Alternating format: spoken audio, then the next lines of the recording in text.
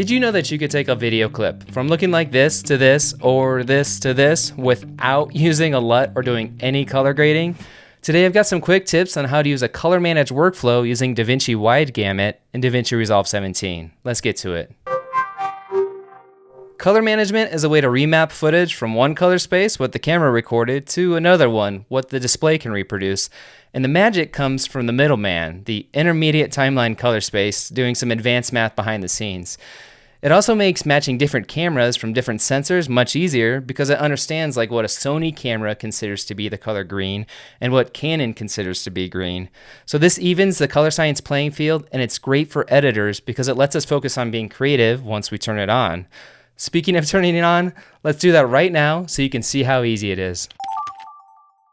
Go to your project settings with Shift 9, go to Color Management, Color Science, change DaVinci YRGB to DaVinci YRGB Color Managed. Next, change the preset below to DaVinci Wide Gamut. Wide Gamut is new in DaVinci Resolve 17 and will future-proof any outputs you might need. I think of DaVinci Wide Gamut as kind of like a Photoshop Smart Object, but for color. It gives you a very wide color space to work within. Leave the output color space at Rec 709, Gamma 2.4, or whatever your monitor display is. And this setting can be changed at any time, but will also control your rendered video output that's over on the Deliver page. Hit Option or Alt on a PC to save those settings, and bam!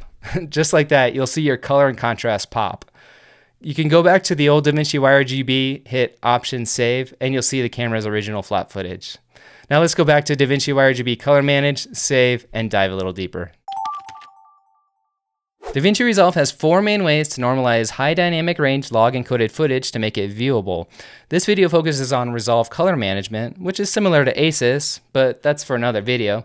Then there's the Color Space Transform effect, which we'll get to later here. There's timestamps in the description. There's manual color correction, of course, and LUTs.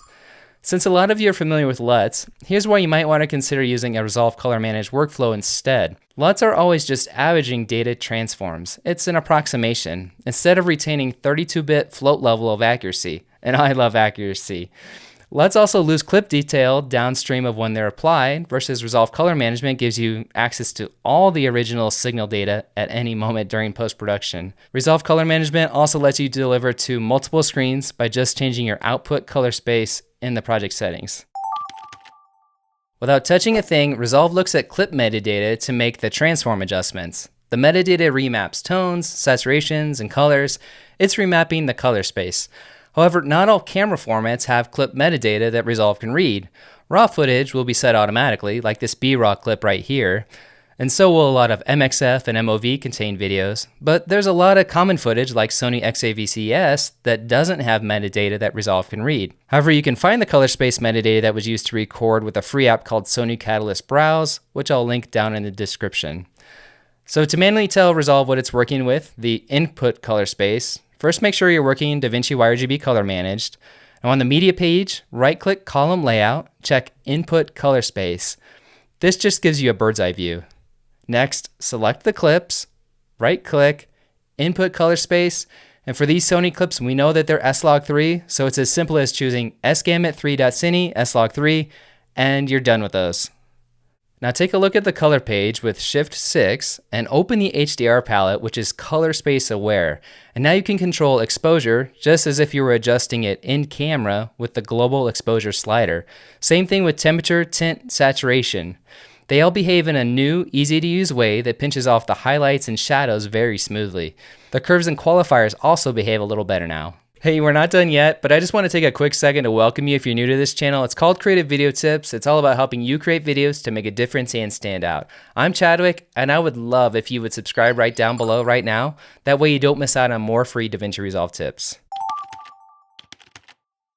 Sometimes you'll be working with footage from a camera that does not match one of the preset input color space combo options that are available in Resolve, but we still shot with a log profile, so it could really use some magic sauce to make it look pretty without any initial color correction.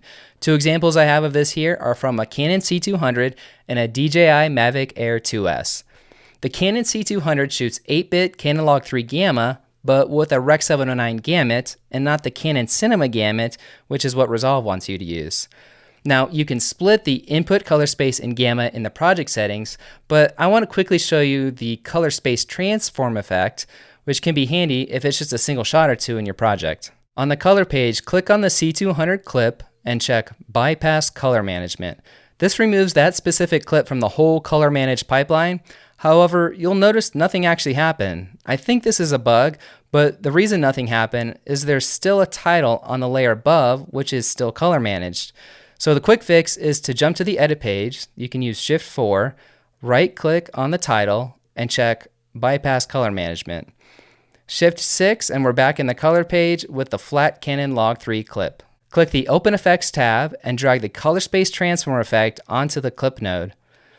Change the input color space to Rec 709 and change your input gamma to Canon Log 3, and you're normalized without having lost any signal information. Bypassing color management this way is also a useful technique if you want to add a film print emulation LUT to stylize things up a bit. The DJI Mavic Air 2S drone shoots 10-bit D-Log M, which is not the same as the old D-Log input color space that's built into Resolve. So for this one, we're going to use a LUT and grade underneath it. A link to download the free DJI LUT is in the description below, but to add it to Resolve, open your project manager with Command 9, go to Color Management, Lookup Tables, click Open LUT folder, click and drag the custom DJI D-Log M LUT you just downloaded into the DJI folder, then click Update List button and save. Now on the color page, right-click on the node, go to LUT, DJI, D-Log M to Rec 709. Now you can use curves like I'm doing here. I like to use editable splines. You can use color temperature, anything you want, and you can even do it on that same node to get it looking good. All the changes are happening before the LUT that's applied on that same node, so there's no reason to create a new node before it. This entire video, I've shown you how to work with color space, but haven't actually defined it. And it actually has 3 parts to it. There's Gamut, which is our range of colors available. Then there's Gamma. This is a curve of brightness values. It's also called a tone curve sometimes. And then there's actually also a white point, which is color temperature implied by the sensor. So it's not anything that we're changing very often in Resolve and haven't touched on in this video or this tutorial yet. But if you want to learn more, there's an effect that's on the color page called chromatic adaptation to take care of this. If you want to color manage a clip and don't want to use one of the 3 methods mentioned in this video, you can also just simply right-click, input color space, and go to bypass. This still uses all the under the hood intermediate transform help and will export with the output color space you have in your project settings. So in other words, it'll expand your waveform in contrast, and it'll behave like other clips on your timeline, which can be super helpful. And if you found this video helpful, please make sure to give it a like right now. That way other creatives can find it too. Ask questions, give advice in the comments. And if you want to learn more about DaVinci Resolve, click on the playlist I have on screen right now because there's so much more to learn. I'll see you in the next video.